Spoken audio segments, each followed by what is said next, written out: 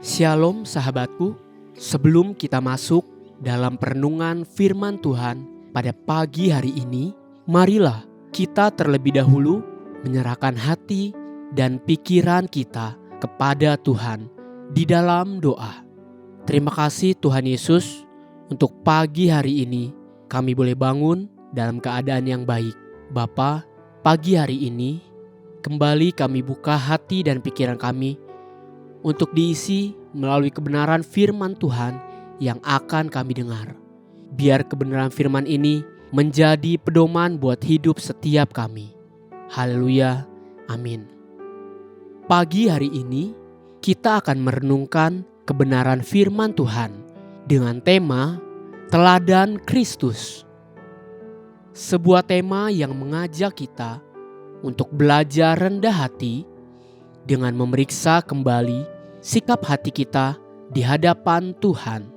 Mari kita buka Alkitab kita di dalam kitab Lukas 8 ayat 26 sampai 28 dan ayat 36 sampai 39. Lalu mendaratlah Yesus dan murid-muridnya di tanah orang Gerasa yang terletak di seberang Galilea. Setelah Yesus naik ke darat, datanglah seorang laki-laki dari kota itu menemui dia. Orang itu dirasuki oleh setan-setan dan sudah lama ia tidak berpakaian dan tidak tinggal dalam rumah, tetapi dalam pekuburan. Ketika ia melihat Yesus, ia berteriak lalu tersungkur di hadapannya dan berkata dengan suara keras, "Apa urusanmu dengan aku, hai Yesus, Anak Allah yang Maha Tinggi? Aku memohon kepadamu supaya engkau jangan menyiksa aku." Orang-orang yang telah melihat sendiri hal itu memberitahukan kepada mereka bagaimana orang yang dirasuk setan itu telah diselamatkan. Lalu seluruh penduduk daerah Gerasa meminta kepada Yesus supaya ia meninggalkan mereka, sebab mereka sangat ketakutan. Maka naiklah ia ke dalam perahu, lalu berlayar kembali. Dan orang yang telah ditinggalkan setan-setan itu meminta supaya ia diperkenankan menyertainya. Tetapi Yesus menyuruh dia pergi. Katanya, "Pulanglah ke rumahmu, di sana ceritakanlah segala sesuatu yang telah diperbuat Allah atasmu."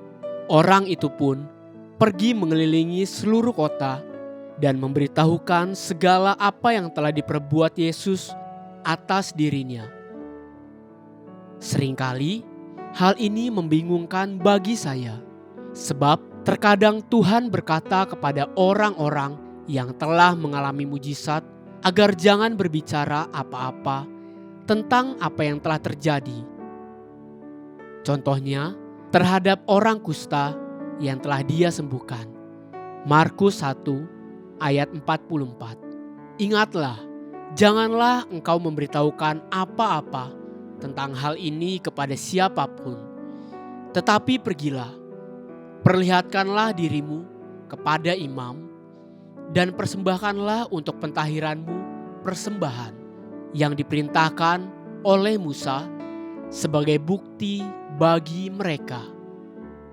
Namun kali ini, setelah Tuhan membebaskan orang yang terikat dengan kuasa-kuasa jahat, Tuhan malah berpesan, Lukas 8 ayat 39. "Pulanglah ke rumahmu, di sana ceritakanlah segala sesuatu yang telah diperbuat Allah atasmu." Orang itu pun pergi mengelilingi seluruh kota dan memberitahukan segala apa yang telah diperbuat Yesus atas dirinya. Disinilah pentingnya kita belajar dan memahami cara kerja Tuhan. Pertama-tama, Tuhan selalu bekerja sesuai dengan timetable atau waktunya Tuhan sendiri. Karena waktunya belum tiba, di mana Dia masih harus menyelesaikan banyak hal sebelum Dia disalibkan dan bangkit kembali. Maka Yesus tahu bahwa penyebaran berita yang terlalu cepat akan memicu konflik dini dengan penguasa Roma dan Farisi yang dapat menghambat misi utamanya, mati di kayu salib. Itulah sebab di wilayah-wilayah orang Yahudi, dia berkata, "Ingatlah, janganlah engkau memberitahukan apa-apa tentang hal ini kepada siapapun. Tetapi pergilah, perlihatkanlah dirimu kepada imam, dan persembahkanlah untuk pentahiranmu persembahan yang diperintahkan oleh Musa sebagai bukti bagi mereka." Kemudian, pelayanan Tuhan Yesus di bumi selalu diwarnai oleh kebenaran ini. Tuhan Yesus selalu menghindari popularitas yang hanya akan menghambat pekerjaan dan tujuan Tuhan. Jika ia terlalu terkenal sebagai penyembuh, ia tidak akan bisa leluasa masuk ke kota-kota untuk mengajar karena selalu dikerumuni orang banyak. Juga satu teladan buat kita dari pelayanan Tuhan Yesus. Tuhan selalu fokus kepada pengajarannya, bukan kepada sensasi. Yesus ingin orang fokus pada pesan kerajaan Allah dan pertobatan, bukan berbondong-bondong hanya karena ingin melihat keajaiban fisik atau disembuhkan. Apabila kita semua belajar dan mengikuti teladan Allah kita, pastilah hidup dan pelayanan kita akan lebih berdampak lagi seperti yang Tuhan sudah teladani. Haleluya. Sahabatku, biarlah firman Tuhan pagi ini menjadi terang bagi langkah kita dan kekuatan bagi perjalanan hidup kita sepanjang hari ini. Mari kita menutup renungan ini dengan doa.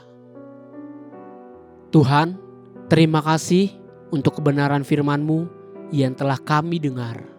Tuhan Yesus, ajar setiap kami dan mampukan hidup kami untuk memiliki motivasi yang benar akan pengiringan kami terhadap Engkau.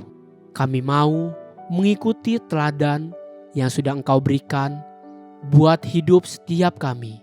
Amin.